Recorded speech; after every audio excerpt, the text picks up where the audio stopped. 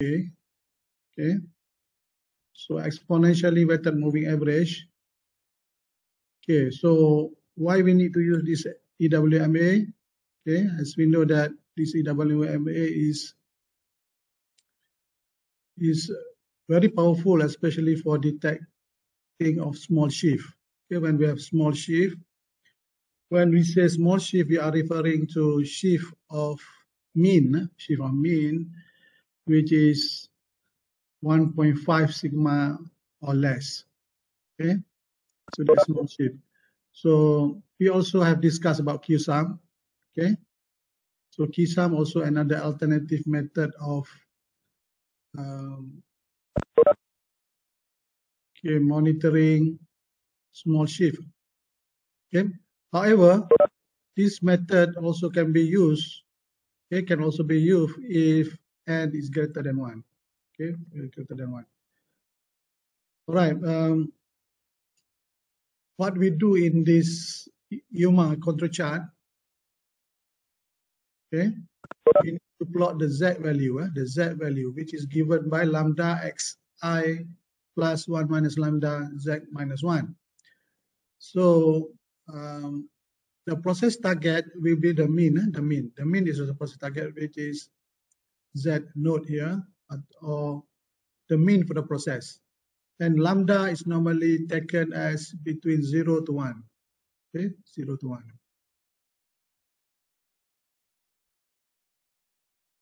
So in terms of process variance, okay, we have sigma square is the variance. It's the variance. So the variance is obtained by, as shown in this. Okay, this is the variance. Okay, the variance for the EUMA, which is the ZI. So it is given by this formula. So we have here lambda divided by 2 minus lambda and 1 minus 1 minus lambda and 2i. So as I mentioned earlier, last class, as the I get bigger, okay, this term can be dropped because it becomes 0 here as the I become bigger. So at the end, okay, we will have only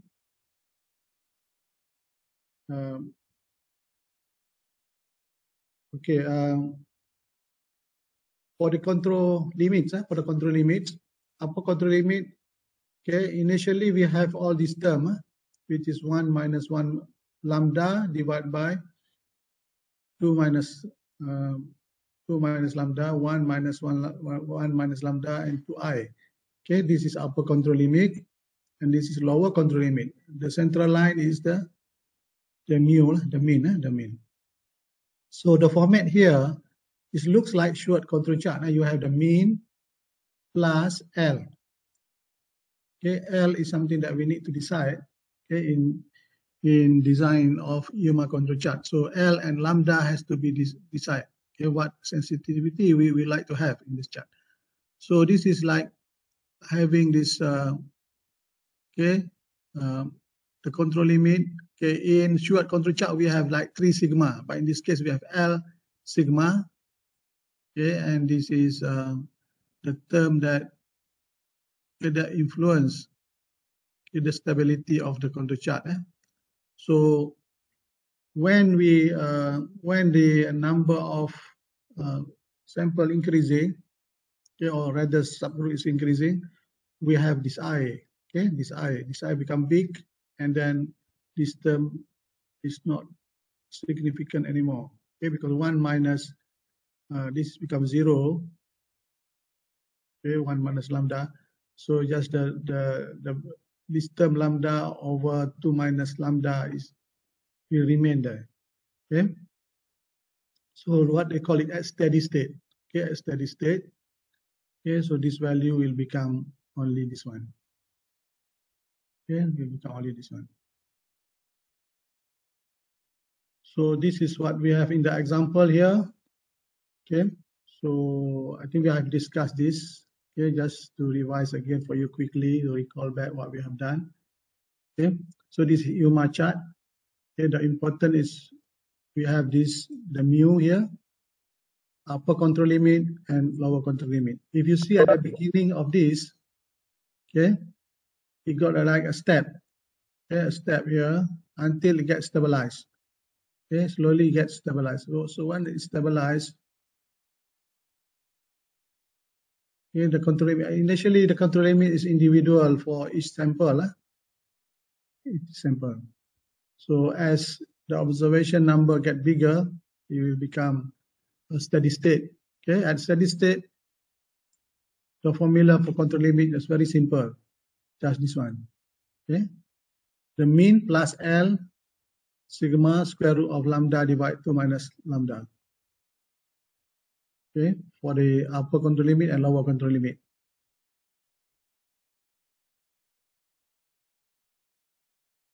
So I hope you can try this. Okay, for your assignment, you can do it manually, but for sample of, just show sample of calculation. So you can also use Excel to do this calculation. But a few steps at the beginning, please show that, to make sure that you understand the step of calculation of the control limits and also the UMA value, which is the Z value. The Z value is the UMA value. Okay. So this Z value, okay.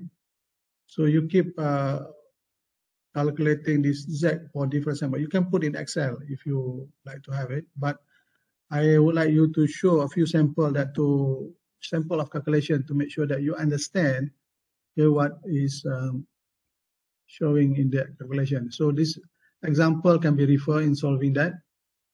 Okay, so in this slide also we mentioned that some guideline in design of control chart. We design the control chart. Design control chart meaning that we are deciding what are the lambda to be used. Okay, because this will affect the control limits and also the L values. Okay, so these are example of okay, the range that is recommended between 0.05 until 0.25. Okay, but typical values that normally people use are these are the values commonly used.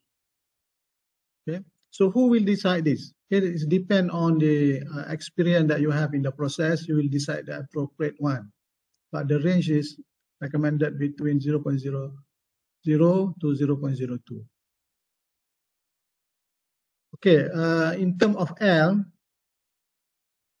okay, so the author of this book says that if L equal to 3, okay, which is usually referring to 3 sigma, can reasonably well in general application. Okay, so however, when lambda is small, okay, let's say 0.1, okay, so there is advantage in reducing the width of the limit, okay, by using a value of L which is 2.6 and 2.8. Since the lambda is small, okay, it's recommended that we can reduce. Okay, instead of using L equal to 3, we can use L equal to 2.6 and 2.8 or 2.8, meaning less than 3. So okay, so this is some based on previous user by others. Okay, this is what they recommend. Okay, so we can expect the choice of parameter to result ARL for control process, which is 500. Okay, you see here, the EWMA is quite powerful. If we compare with Sheward, if Sheward, we see that 370. Okay, Sheward control chart X bar chart, ARL for stable process is 370. But in this UMA, ARL can go to 500. Okay, about 500. So this is considered as a good control charting procedures because it get less false alarm. It gets less false alarm. So It says here that one standard deviation in the mean of ARL for unstable is 10.3. So if we compare to Q sum, okay, remember that we also have Q sum. This is equivalent to Q sum having the design parameter of H equal to 5 and K equal to 1/2.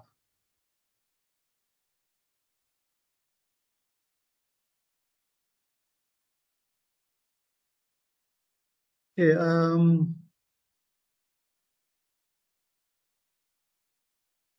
there are also some disadvantage of using this, especially what we call it the initial effect, okay, which reduce the effectiveness of UMA, okay, in shift detection. Okay, signal resistant, okay, because at the beginning, this might have some disadvantage of using UMA because there is initial effect.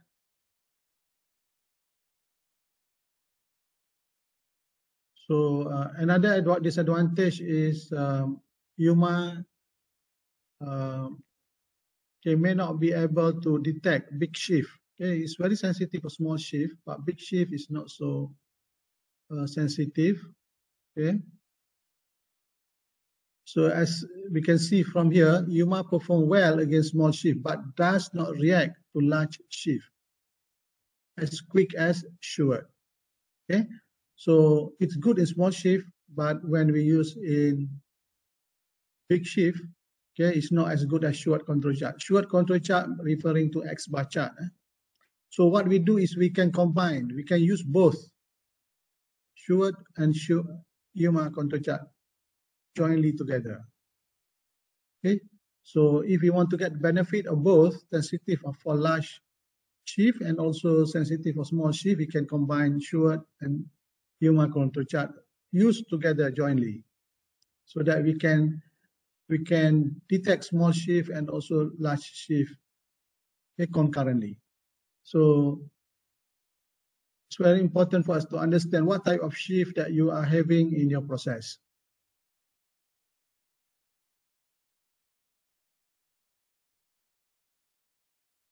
Okay, another advantage of UMA, okay, we see that in Shuart control chart, okay, we always make assumption that the data is independent and identically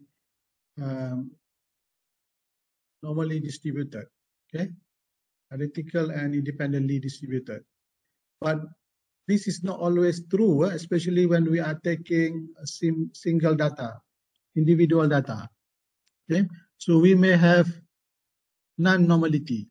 Okay, non-normality where the process data is not following normal distribution. Okay, however, this UMA is not sensitive to normality. Okay, so it can be remember that before this I discussed about a method how we can eliminate or can reduce the effect of non-normality. Okay, do you still remember what is the method of control charting that we try to minimize the effect of non-normality? Anyone? Please respond. Okay, you put in chat box. Also, you can voice, turn on your mic to answer this. Okay, what is the techniques to eliminate the effect of non-normality? We have learned about one techniques before.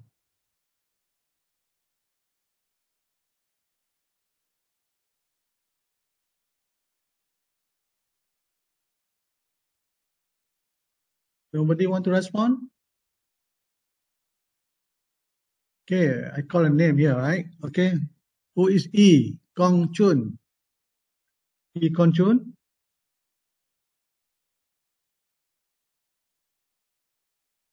Yes, okay. What is the method? Okay, what is the method to reduce or to eliminate the effect of non-normality? The charting techniques that we have discussed previously.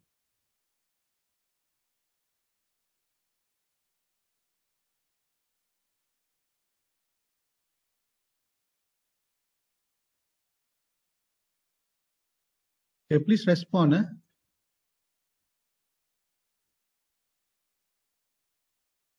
So everybody is quiet. So this is not interesting.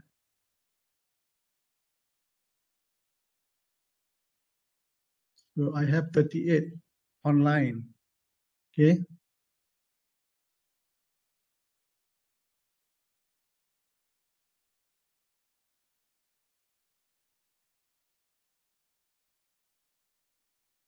Okay, non-parametric test. Okay, what is the charting techniques? What is the charting technique? Yes, it is non-parametrics. Okay, because there is not following the and its distribution. Not as test.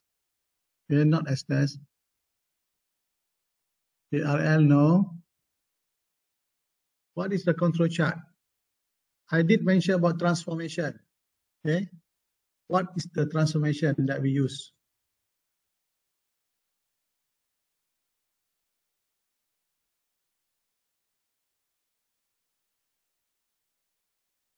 Okay, the transformation. What transformation we can use to minimize non-normal data?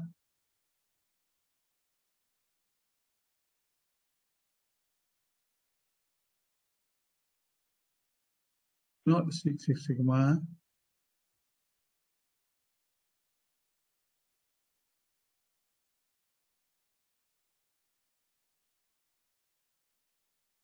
Okay, what is the method?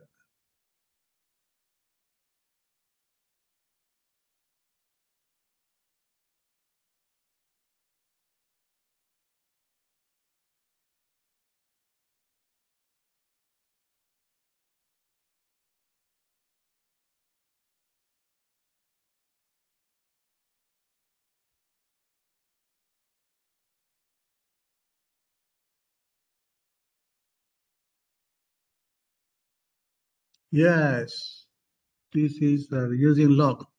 So, siapa yang jawab ni? Okay, use log. Okay, Faiz. Okay, Faiz, you got it correct. Okay, we use log transformation and natural logs. Okay, so at least adalah orang ingat. The others, if you may forget, okay, so you have to review balik. Okay, we use log transformation of the data before we plot. Okay.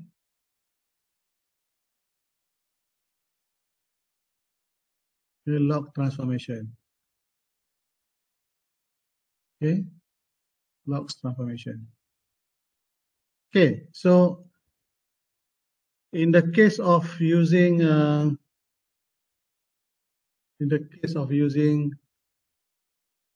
UMA, okay, UMA, the advantage is it's not so sensitive to the non-normal. So meaning that it can be used. Okay, it can be used for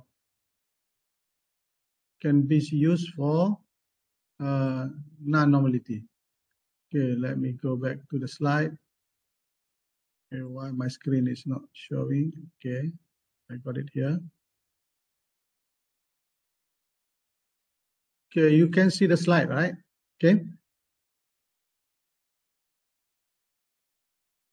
Okay, so as I just mentioned just now that this UMA can be used in the case of non-normality. It's quite robust. Okay, it's quite robust. So, okay, as mentioned here, ARL performance of short individual chart and EW control chart for the case of non-normal distribution. Okay. Okay, this author, okay, this author, they make comparison. Okay, they make comparison. So they use a gamma distribution to represent the skew distribution and so on. Okay.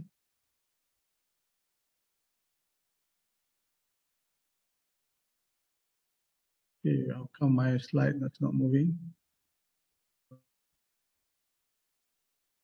Okay, so it's recommended. Okay, we would recommend that. Okay, this author recommended that. Okay, the design of UMA as a control chart for individual measurement in a wide range of application, particularly phase 2 process monitoring. It means that after we do the revision, we have eliminated assignable costs. Here we have the revised control chart. So it's recommended that we use UMA, okay, for individual measurement, for individual process monitoring, okay, because it is robust, it's not so sensitive for non-normality, okay, and also it can detect, okay, effectively for single data, for individual data.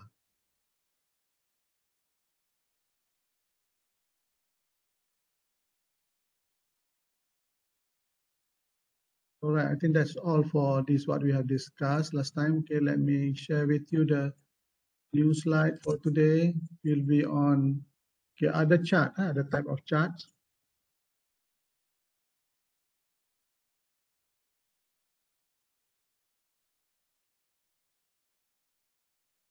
Okay, before that, maybe I show this again to you. Okay, for those who have forgotten about this, the individual, yes, is the one.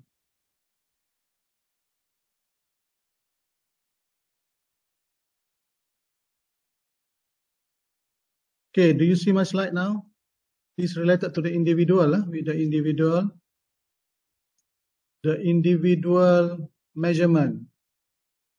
Okay, that was the lecture before we discussed about UMA and also QSAM. Okay, this is individual measurement. Okay, for the individual values.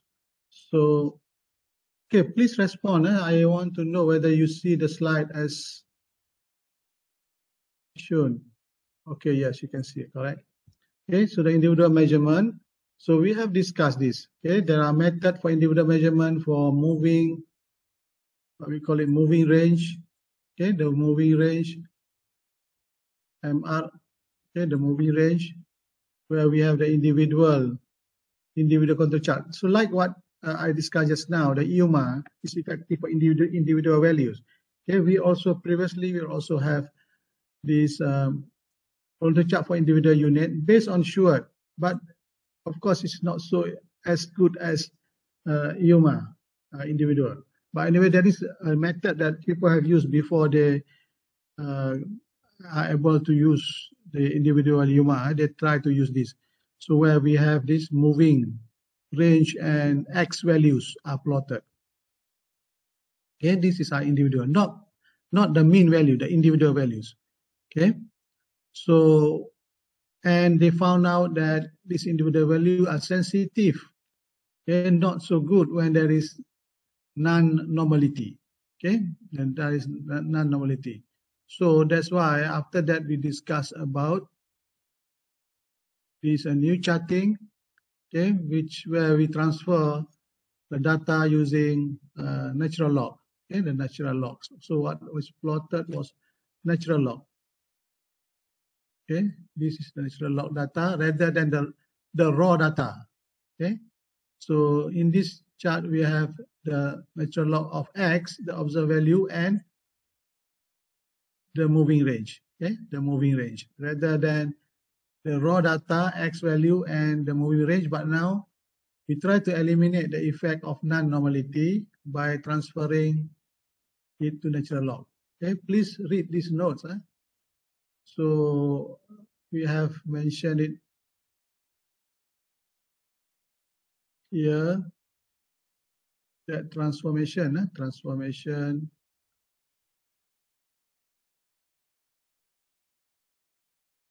okay, especially mentioned the normality assumption. Important to check the normality assumption when using control chart for individual, especially when you are using Schuart-based chart. Okay, need to check normality. So the way that we check is through normal probability plots. Okay, if all the points are close to this line, shows that it's a good normal distribution. But in this case, there are some points which is deviate from that line. Okay, so in order to solve this, okay, so we take this natural log. Okay, natural log. Okay, for this data we have 25 data. Okay, for all 25 data, so we take the natural logs. Okay, natural log.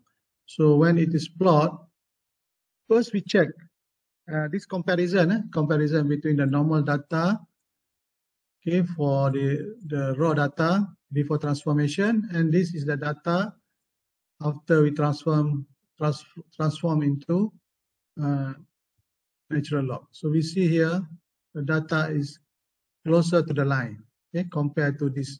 Some data is deviate from the line there. So these are the plots. Okay.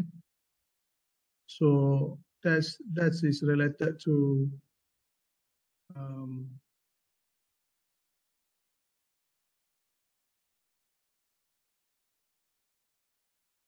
okay. Okay, now let me share the new one. Okay, what I want to show now is okay, other control charts. Okay, other control charts.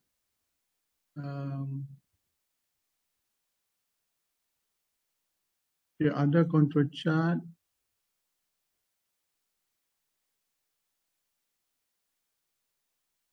Okay, this is here. Okay, in your ebooks is chapter 10 of your ebooks.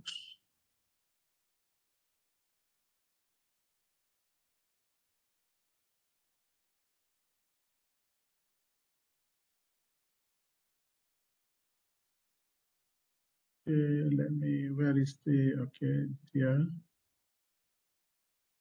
sharing. Okay, I hope you are able to see this.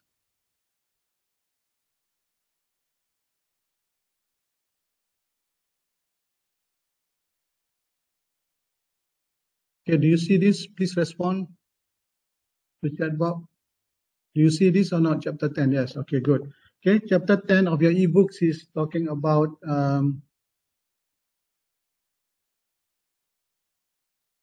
univariate, still univariate. We are discussing now univariate because in control chart there are univariate, there are bivariates, and bivariate mean that two variables. Okay, so far we are just monitoring one variable. There are cases where we are monitoring two variables concurrently. So far the control chart that we have discussed is only for univariate. Okay, univariate means you are only monitor one parameter. It could be thickness, it could be surface roughness, it could be resistance, or it could be current fluctuation, any parameters. Okay, only one parameter. But there are cases that we need to monitor more than one concurrently. For example, diameter, internal diameter, and external diameter need to be concurrently monitored. Those are, we call it bivariate. Okay, we will discuss that later, how to monitor two parameters concurrently. Sometimes monitoring one parameter alone is not enough, okay, for the purpose of quality monitoring. For example, you have a bearing. Okay, bearing, you have internal diameter and external diameter. Both are important because it creates the thickness. Okay, maybe I have sketch here. Okay, you have a bearing that, okay, you have this diameter and this diameter. Okay, both are important. How could we monitor this on control chart? Using the chart that you have learned so far, it cannot. It is not giving you accurate results, because if you monitor one chart is monitoring, let's say this is D1, this is D2, meaning that you have a control chart, let's say you're either using UMA or you are using Shuart. Okay, you are monitoring only D1 control chart here, and you need another chart for monitoring D2, meaning like two charts. Okay, so this can be misleading. Can be misleading. So we need another chart special for bivariate, where we can concurrently only on one chart we monitor both D1 and D2. This is, we call it bivariate.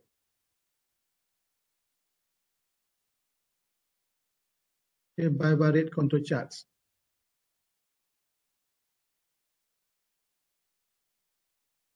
Okay, hopefully by next week I can explain a little bit on this bivariate. So What we do so far is univariate. Okay, univariate. So univariate meaning that you only monitor only one parameter.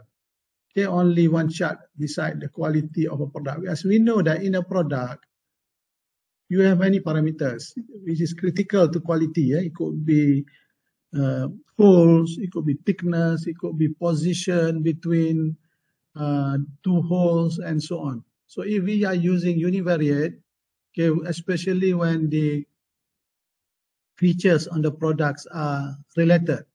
Okay, let's say you have two holes.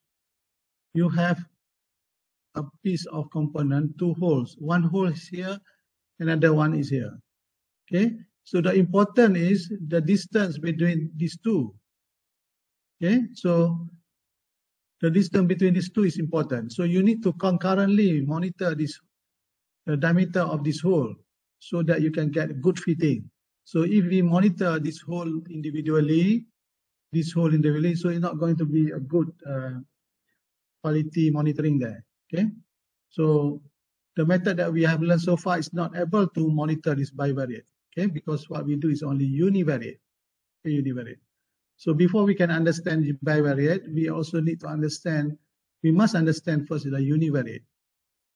Of course, this bivariate is more complex in terms of statistics. Okay, so in the univariate case, it's also similar to bivariate and so on. That will require advanced level. But I would like to highlight here, there are cases where we have what we call it short run production. If short run production. Most of the control chart, traditionally, it was invented for the purpose of long run production. Okay, long run meaning that the production is running for long period of time. But because of the short product life cycle nowadays, so some product is only produced for a short period of time and then changed to another model, another design. Okay, if you see now many products, the life cycle is very short. Okay, you can get a new model every 6 months, for example. So the production is not as long as in the past. So this is the challenge that we face in control charting, where the production is so limited. How can we monitor the quality? So this is the issue of what we call it short run production. Okay, so another issue that we are facing is many process now, they go multi-stream. Okay, multi-stream. So not only one unit is out from the process, but multiple product is out. For example, in injection molding, you may have the head of this molding, for example. Okay, let's say I have 3 heads. Every time you press, okay, you press this head, okay, you may have 3 items out. Okay, 3 items out. So how can we monitor this? These are the challenge. So because of the traditional control chart, it's assuming that it is coming out only from one head. Okay, press here, only one head is out. Okay, so we are very sure that this head is causing the problem. But now you have head number 1, head number 2, head number 3. Can we combine this together in a control chart? Okay, we have to be careful, okay, when we want to combine. This is the issue of what we call it multi-stream process. Okay, so the traditional method of simple control chart will not be suitable in that case of multi-stream. Okay, so we have short run is the challenge now. Okay, multi-stream is a new challenge. Okay, in the past, I mentioned about the single, because due to automation, the production now are able to be measured individually. So the traditional X-bar chart is being challenged with a new process in situation. Okay, we also have another challenge, what we call this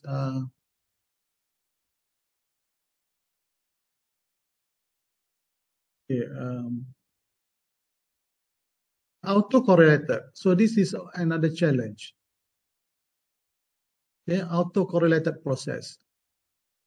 Okay, this autocorrelated process is happening in chemical industries and also it happened in automation. Okay, in automation, autocorrelation is the issue, because in typical control chart, we are assuming our assumption is independent and identically distributed. The data that we have is IID. This is our assumption. But we found out that when it is running automation, this IID is not fully satisfied. Okay. So, okay, the other one I think I will not cover, but I will touch on these three issues, which is short run, and we have multiple stream and autocorrelated. Okay, let's see the first one.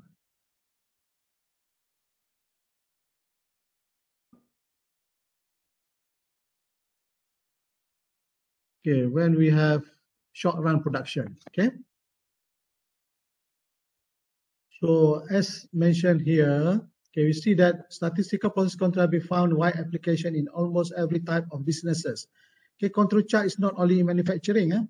So even people in banking, okay, they use control chart for monitoring the processes, for example, check clearance, the processes of loan application. Okay, we have like attribute control chart that we have not discussed yet. So even in hospital, they are using control chart to monitor activities. As long as there is a process, you can use control charts. They can use control, not only for monitoring processes in manufacturing. Okay, so okay, job shop. Okay, what it says here is job shop manufacturing. Job shop manufacturing. When we say job shop, okay, job shop is normally short run production. Job shop. When you have job shop, you will have the characteristic of job shop. It is low volume, high variety. Okay, low volume meaning that one model you don't produce too much. Okay, the quantity is low, but the variety is high. Meaning that you have many models. This is job shop. Job shop style of production. But the typical control chart has been invented for the purpose of mass production. Okay, in the mass production, where you have similar model, okay, you produce it in high quantity, meaning that similar model, okay, high volume, okay, high volume production. So this is typically the control chart. Traditionally, it was used for mass production, but due to the demand from customer need a variety of model. They do not want to have similar product with other customer. So there will be many variety, many models, and this every time they produce a model is low volume. So how can we address the variability in the process using control chart? So this is what we call it short run production. Okay? Short run production issues, or short production runs. So what we do here is we use what we call it control chart based on deviation from nominal. Okay, we use D chart, okay, deviation, rather than using the raw measurement data. We plot the deviation. Okay, remember this deviation. Okay, deviation chart. Okay, what is deviation chart? Okay, let me show it here. Okay. We still can use X bar and R chart, okay, but the control chart will need to be modified. Okay, need to be modified. Okay, which is we call it deviation from normal, which is D-norm control chart. Okay, so what we're using is D-norm, deviation from normal. Okay, D-norm control chart. So what we do in this D-norm, okay, let's say the data is given in table 10.1. Okay, let me show this table. Oops. Okay, this table 10.1. You have three different parts. Oh, sorry, you have here two parts. Only two parts. It's showing that only two parts. Okay, part A. Okay, and then you move to part B, B. So meaning that you already switch your production to a different part. So we cannot produce control chart only 4. Okay, not enough. Okay, it's not enough. Okay, and then after that we stop and produce another part. This is part B. So now, how could we prepare the control chart? So what we do is, let's say here, okay, you have three parts, 3 units, M1, M2, M3. These are the measured value. Okay, the measured value. You see the measured value here? Okay, let me put example here. Let's say A is just produce a pin of this size. Okay, you monitor the diameter of the pin. Okay, B is also the pin but smaller size. For smaller size, a pin of a smaller size. So how can we use similar chart? Okay, cannot unless we modify this. Okay, you see here the B, the dimension is between 24, 25, 27, but here is 50, 51, 52. So typical control chart cannot be used. What we use is we look at deviation. Okay, deviation from nominal. Okay, so instead of plotting 50, 51, 52, we plot the deviation. Okay, so before we plot deviation, we have to see what is the nominal. Okay, in this case, the nominal is 50. Okay, 50. So what we do is 50 minus 50, you get 0. Okay, and then you have 51 minus 50, you got 1. 52 minus 50, you got 2. Okay, and then you get the average of here, okay, 1, and the range is 2 minus 0 is 2. Okay, still have X bar chart and up chart. Okay, continue with the second data. 49 minus 50 got minus 1. 50 minus 50 got 0. 51 minus 50 got 1. Okay, take the average of this. Okay, you got 0 divided by 3, so it's 0. The arc is, okay, between minus 1 and 1, so it's 2. Continue until you finish here. Okay, now you have the component B. B, the measurement is starting at 24, 27, 26, not 50s, because it's smaller size. So what you do here, so we have to take what is the nominal here. The nominal here is 25. Okay, the nominal value for this is 25. Okay, so 24 minus 25, you got minus 1. 27 minus 25 is 2. 26 minus 25 is 1. 25 minus 25 is 0, and carry on, so on. So at the end, you still got X bar, X double bar, and R bar. Okay, so we still have this value, but the way that we make the calculation is, okay, we have to take the deviation. Okay, remember, it's deviation, not the raw data. We plot the deviation. I hope everyone follow this. Okay, so if we go back to this is based on what I've just mentioned just now. For the part A, say part A, okay? So the part A nominal parameter is 50, okay? So the M represent the actual sample or measurement, this actual measurement, okay? This is the nominal. So we got the XI, okay? So the deviation, okay, it shows that now consider, as I discussed just now, that's how we collect the deviation. So this value is the deviation, okay, what we call it denorm, deviation from nominal value. Okay, deviation from nominal value.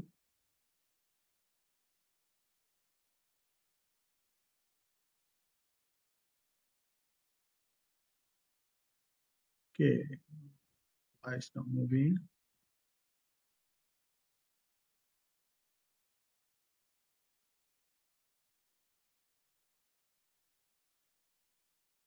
Okay. Okay, so for the second second product just now, the B product, okay, the nominal was 25. Okay, so we also get the deviation from nominal. Okay, after that we have the control chart X and R using the deviation from nominal as shown in the table. Okay, so in practice we recommend until you have 20 sample, okay, before calculation of control limits. Okay, so but in this example just use 10 sample for the purpose of example only, but for practice, okay, we cannot have a control chart which is less than 20. Normally minimum 20, and I say earlier 20 to 30, but good practice can be 25, okay, but not less than 20. Okay, so three important points that we need to highlight here related to D norm, okay, deviation from nominal control chart. Assumption that the process standard deviation is approximately the same. Okay, we assume the standard deviation are the same for different component just now. Okay, for all the parts. Okay, if the assumption is not valid, we need to use standardized X bar and R chart. Okay, so this procedure works best when sample size is constant for all the parts. The sample size that we see just now, it was n equal to 3. Okay, all parts we are getting 3. So if the sample size is varies, still can be used, but it's not going to be the best lah. Okay, it's going to be to create maybe some factor contributing to variability there. Deviation nominal, deviation for nominal chart have intuitive appeal when nominal specification is the desired target value. Okay, so if the nominal is the nominal is the target value, okay, so that this method will work effectively. Okay, so let's see how we can plot this chart. How can we plot this chart?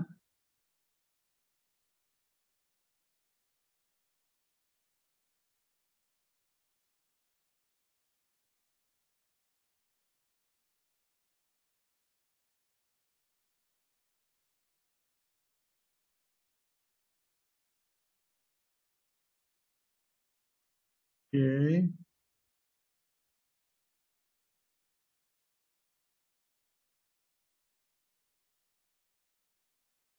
Right. So this is the plot of the chart.